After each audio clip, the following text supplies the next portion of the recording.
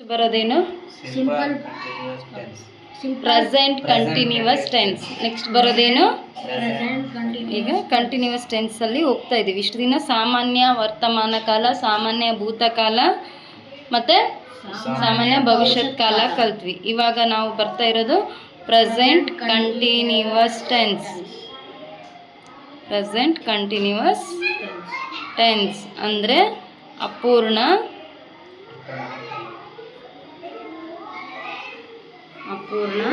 ಆಯ್ತು.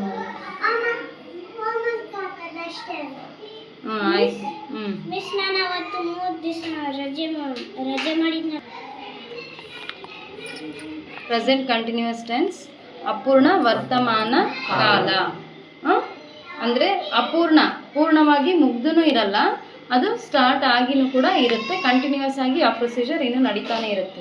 ಇವಾಗ ನಾವು ಟೆನ್ಸ್ ಹೇಳ್ತಾ ಇರುವಂಥ ಪ್ರೊಸೀಜರ್ ಏನು ನಡೀತಾ ಇದೆ, ಕಂಟಿನ್ಯೂಸ್ ಆಗಿ ಇನ್ನೂ ನಡೀತಾನೆ ಇದೆ, ಪೂರ್ತಿಯಾಗಿ ಮುಗ್ದಿಲ್ಲ ಆ್ಯಂಡ್ ಶುರು ಕೂಡ ಆಗಿದೆ. ಹೌದು, ಇದನ್ನು ನಾವು ಏನಂತ ಕರಿತೀವಿ, ಪ್ರೆಸೆಂಟ್ ಕಂಟಿನ್ಯೂಸ್ ಟೆನ್ಸ್ ಅಂತ ಹೇಳ್ತೀವಿ.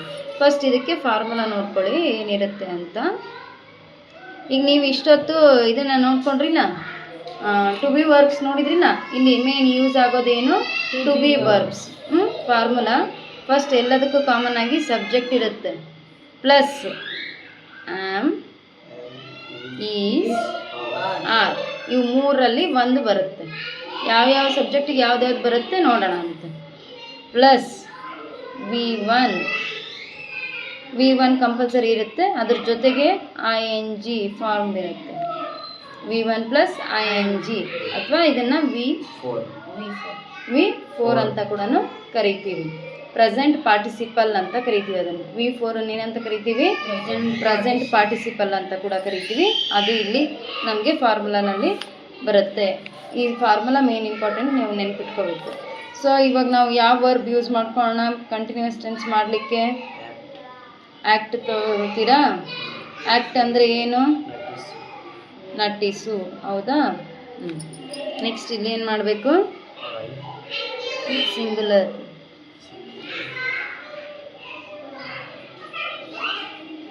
ಏಕವಚನ. ಡ್ಯೂರಲ್.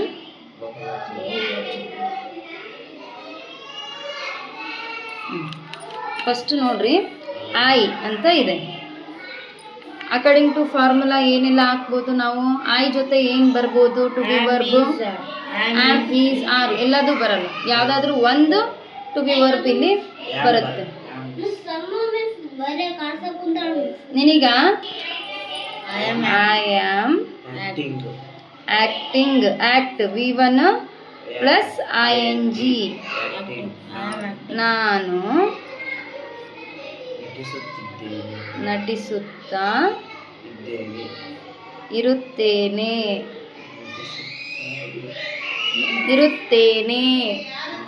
ನಾವು ನಟಿಸುತ್ತೇನೆ ಅಂತ ಹೇಳ್ತಾ ಇದ್ವಿ, ಹೌದಾ? ಯಾವುದಕ್ಕೆ? ಪ್ರೆಸೆಂಟ್, ಸಿಂಪಲ್ ಪ್ರೆಸೆಂಟಲ್ಲಿ ನಟಿಸುತ್ತೇನೆ ಅಷ್ಟೇ, ನಟಿಸುತ್ತೇನೆ ಬರ್ತಾ ಇತ್ತು. ಇದು ಇನ್ನೂ ಕಂಟಿನ್ಯೂಸ್ ಆಗಿರೋದ್ರಿಂದ ನಟಿಸುತ್ತಾ ಇರುತ್ತೇನೆ. ಅದನ್ನೇ ನಾವು ಶಾರ್ಟ್ ಆಗಿ ಹೇಗೆ ಬರಿಬೋದು ಗೊತ್ತಾ? ನಟಿಸುತ್ತಿರುತ್ತೇನೆ. ಇದನ್ನು ಪ್ಲಸ್ ಮಾಡಿ ಬರೆದ್ರೆ ಏನಾಗುತ್ತೆ? ನಟಿಸುತ್ತಾ ಇರುತ್ತೇನೆ. ಅದನ್ನೇ ನಾವು ಈಗ ಕಂಬೈನ್ ಮಾಡಿ ಬರೆದ್ರೆ ಏನಾಯಿತು? ನಟಿಸುತ್ತಿರುತ್ತೇನೆ, ನಟಿಸುತ್ತಾ ಇರುತ್ತೇನೆ, ನಟಿಸುತ್ತಿರುತ್ತೇನೆ. ಸೇಮ್ ಈ ಕಡೆ ಏನು ಬರುತ್ತೆ ಇವಾಗ? ವಿ ಜೊತೆ ಏನು ಬರುತ್ತೆ? ಆರ್. We are acting. ನಾವು ನಟಿಸುತ್ತಿರುತ್ತೇವೆ. ಹ್ಯಾಂಡ್ ರೈಟಿಂಗ್ ನಾನು ಹೆಂಗೋ ಬರೀತಿದ್ದೀನಿ, ನೋಡ್ಕೊಡ್ರಿ ಸರಿ. ನಟಿಸುತ್ತಿರುತ್ತೇವೆ. Next you. ಯು ಜೊತೆ ಏನು ಬರುತ್ತೆ? You are acting. Full stop. ನೀನು ಫಸ್ಟ್ ಏನು ಬರುತ್ತೆ? ನೀನು ನಟಿಸುತ್ತಿರುತ್ತೀಯಿ. ಹೌದಾ? ಸಾತು, ಯಾಕೆ ಸಾತು? You are acting. ನೀವು ಪವನ್ ನಟಿಸು ಈ ಕಡೆ ಇರಲಿ ನಿನ್ನ ಗಮನ. ನಟಿಸುತ್ತೀರಿ ನಟಿಸುತ್ತಿರುತ್ತೀರಿ. ಹೌದಾ? ಅದೇ ಥರ ಈ ಈ ಜೊತೆ ಏನು ಬರುತ್ತೆ? Is acting. He is acting. ಅವನು ನಟಿಸುತ್ತಿರುತ್ತಾನೆ ನಟಿಸುತ್ತಿದ್ದಾನೆ. ತಿರುತ್ತಾನೆ. ತಿರುತ್ತಾನೆ. They are ದೇ ಜೊತೆ ಯಾವ ವರ್ಬ್ ಬರುತ್ತೆ? Acting verb. Acting they are acting. ಅವರು ನಟಿಸುತ್ತಾರೆ ಶೇ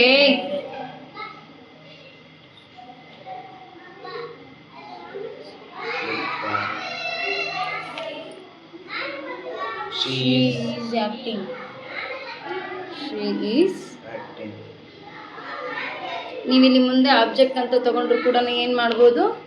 she is acting in serial, drama, Movie.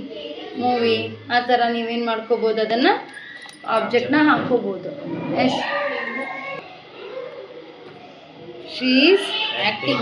Acting. ಯಾರದು? ಶಿ ಈಸ್ ಅಂದರೆ ಅವಳು ನಟಿಸುತ್ತಿರುತ್ತಾಳೆ ನಟಿಸುತ್ತಿರುತ್ತಾಳೆ. ಹಾಂ ಹೇಳ್ರಿ ಹಂಗೆ ಕರೆಕ್ಟಾಗಿ. ನಟಿಸುತ್ತಿರುತ್ತಾಳೆ. ಈಗ ಇಷ್ಟೊತ್ತು ನಿಮಗೆ ಈಸಿ ಇರೋದೇ ಯಾವುದು? ಜಸ್ಟ್ ಸಿಂಪಲಲ್ಲಿರೋವನ್ನೇ ಹೇಳ್ಕೊಟ್ಟಿದ್ದೆ, ಹೌದಾ?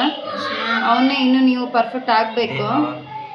They are acting. ಇದೊಂದು ಸ್ವಲ್ಪ ಮತ್ತೆ ಏನಾಗುತ್ತೆ? ಜಾಸ್ತಿ ಆಗುತ್ತೆ. ನೋಡ್ರಿ ಏನು ಮಾಡ್ತೀರಿ? ಪ್ರಾಕ್ಟೀಸ್ ಜಾಸ್ತಿ ಮಾಡ್ರಿ ಅಂತ ಹೇಳಕತ್ತೀನಿ ನಾನು. ನಟಿಸುತ್ತಿರುತ್ತಾರೆ. ಹ್ಞೂ It is acting. ಅದು ನಟಿಸುತ್ತಿದೆ. ಅದು ನಟಿಸುತ್ತಿರುತ್ತದೆ. ನಟಿಸುತ್ತಿರುತ್ತದೆ. They are acting.